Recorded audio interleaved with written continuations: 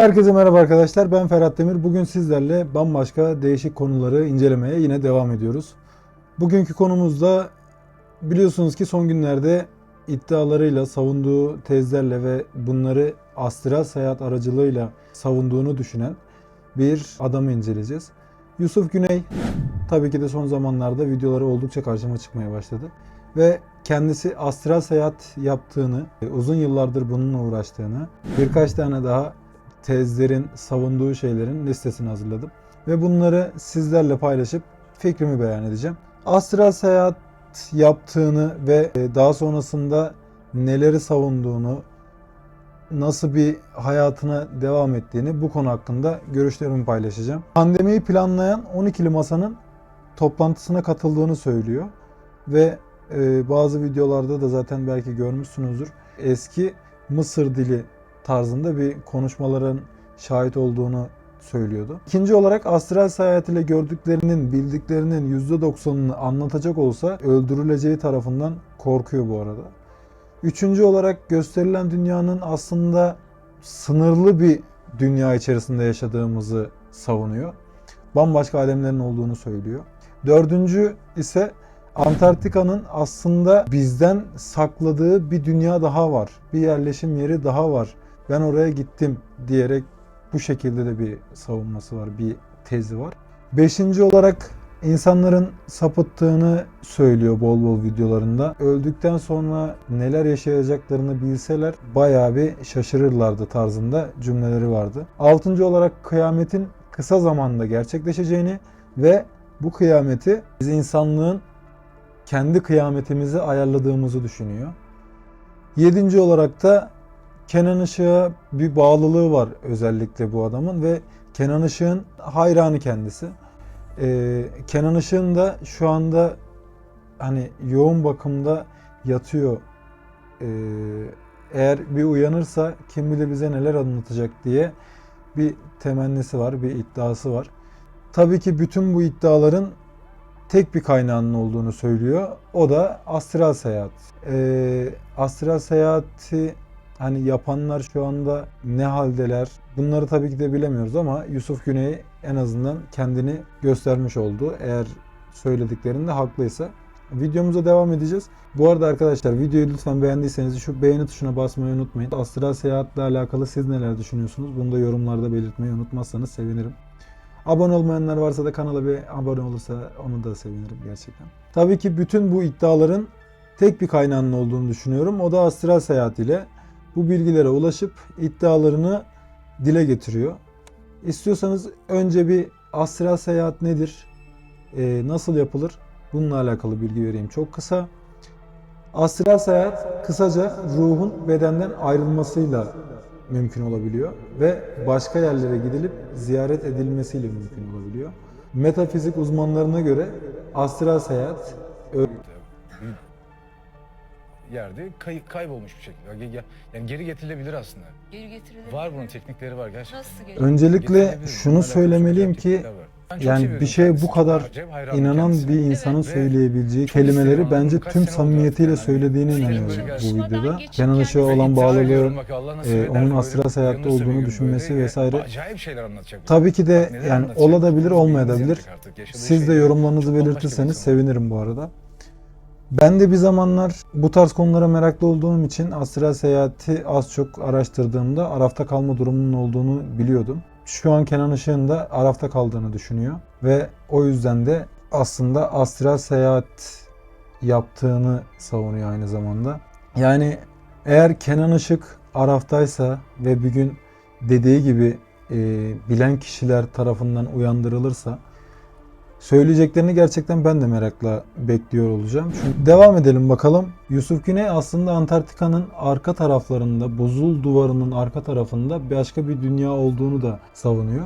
Ve uçakların da bu yüzden ekvator düzeyinden gidip varacağı yere o şekilde vardığını söylüyor ama Antarktika'nın arkasında bir duvarın olduğu, 20 kilometre çapında bir duvarın olduğu, bazı belli bir noktalarda geçişlerin olduğu, geçiş kapılarının olduğu, bildiğim fiziki kapılar. Buzulların 20 kilometre kalınlığındaki buz duvarının Arasından geçit kapıları var. Ve orada bir yaşam var. Arkasında bir ekosistem var. Neler var neler, ne dünyalar, ne yaşamlar var orada. Hepsi gizemli. Buzulların arkasında bir hayat mı var? Var. Kim yaşıyor orada? Biz insan olmayanlar yaşıyor. Efendim? İnsan olmayan varlıklar yaşıyor. Yalnız Buzulların bir şey Ya da sadece insanlar söylüyor. yaşıyor. Hani biz insan olmayanlar yaşıyor için diyor. yaratılmış. Astral seyahatte gittiği bir yaşam alanından bahsediyor burada. Devam edelim bakalım. Uçaklar niye hep böyle belli başlı eksenler arasında uçuyor? Niye dolanmıyorlar dünyanın etrafında? Ya arkadaş zaten hemen arkada dolansana 200 saatte geçersin oraya. Geçmiyor. Geçemezsin zaten. Öyle bir dünya yok. Bu videoda aslında uçakların böyle nasıl diyeyim o gizli bilinmeyen yerlerine gidilmesin diye rota değiştirdiğinden bahsediyor ama şöyle de bir olay var. Hemen onu da gösteriyorum. Dünyamız geoittir. Yani kutuplardan bu basık, videoda- ekvatordan şişkin bir biçime sahiptir. Pilotlar Yani bana da da mantıklı kutuplara gelen doğru açıkçası uçarak bu. daha kısa bir Çünkü, yol ve daha eee, az yakıt harcamak amacıyla eğri bir rota üzerinde seyirlerini sürdürürler. Şahsen burada da katılmıyorum bu tezine. Devam edelim bakalım. Mars, kızıl gezegen. Kocaman göl var orada. Yemyeşil. Hayat var orada. Saklıyorlar. Ay, yapay. Yıllardır söyledim, filmini yaptılar. Hala dalga geçiyorlar benimle. Ya yıllardır söylüyorum, yapay diyorum ya. Karanlık bölgesi %20'lik, %15'lik kısmı karanlıkta kalır. Karanlıkta kalmasının sebebi de dünyanın ve dünya eksenindeki, atmosferindeki konumlandırılan ne derler işte gözlemleme yapmak için teleskoplarında göremediği, güneş ışığını alamadığı bir küçük bir kısım var. Orada da koca koca askeri üsler vardı. Gördüm bunları dedim. Anlattım. Ayda. Evet, sonrasında filmini bile yaptılar. Sonrasında NASA açıklamasını bile yaptı. Hala inanmıyorlar. Hala dalga geçiyorlar. Geçsinler. Bu saatten sonra umurumda değiller o insanlar. Anladın mı? Ama çok güzel bilinçli insanlar da var. Bunlar artık hakikate inanan. Güçleniyoruz bakma. O yüzden şu an çok telaşlılar. O yüzden kıyameti erkene çekiyorlar. Telaş içindeler hepsi. Karanlık taraf telaş içinde. Çünkü insanlar uyanıyor artık. Yok öyle bir dünya. Bu videoda da şundan bahsediyor arkadaşlar. Astral seyahatle hani astronotların bile gidemediği yerlere gidip oradaki yaşam yerlerini gördüğünü söylüyor. Ve ayın karanlık yüzeyinde de bir askeri üssün olduğunu savunuyor. Astral seyahatle çıkmış ve gerçekten bunları görmüş olabilir mi? Yorumlarda belirtirseniz sevinirim. Ki ben yine yaptığım araştırmalara göre biraz tabii araştırma yaptım bu konu hakkında. Mars'ta yani kocaman bir göl olduğunu söylüyor. Ve yine videonun devamlarında şundan bahsediyor. Hani ben zaten 3 yıl önce mi 2 yıl önce mi ne ben zaten söylemiştim diyor. Bunun tarihlerini de şimdi göreceksiniz. Tarihlerini de şimdi ekranda göreceksiniz. Yani olabilir mi sizce bilmiyorum. Yorumlarda belirtirseniz siz de sevinirim. Fikrinizi mutlaka belirtin. Şu anda izlediğiniz kadar zaten videonun belli başlı yerlerinde katıldığımız, belli başlı yerlerine katılmadığımı söyledim.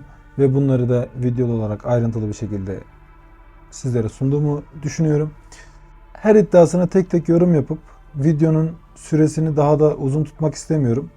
Lakin haklı olduğunu düşündüğüm yerlerde de tabii ki de yani haklı olabilir aslında. Net bir şeyim yok ama astral seyahatin ben olduğunu inanıyorum şahsen. Ve gerçekten de yapılıp yapılmadığı konusunda ben de çok isterdim yapmayı.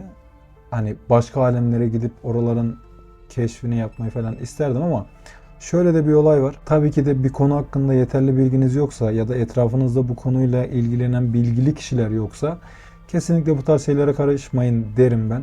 Çünkü ben öyle yaptım şahsen. Karışmadım. Tek başınıza yaptığınız zaman belki altından kalkamayacağınız sonuçlara mal verebilir en ufak yaptığınız bir hata. Tabii ki bir ihtimal daha var. Bütün bu söylenenleri, bütün bu söyledikleri tezleri acaba sırf gündemde olmak için söylemiş olabilir mi? Fikrinizi yorumlarda belirtmeyi unutmayın. Yani çünkü bizim ülkemiz biraz böyle manevi değerlerle konuştuğun zaman din üzerinden şeyler söylediğin zaman hemen yönlendirilebilmeye meyilli bir milletiz malum.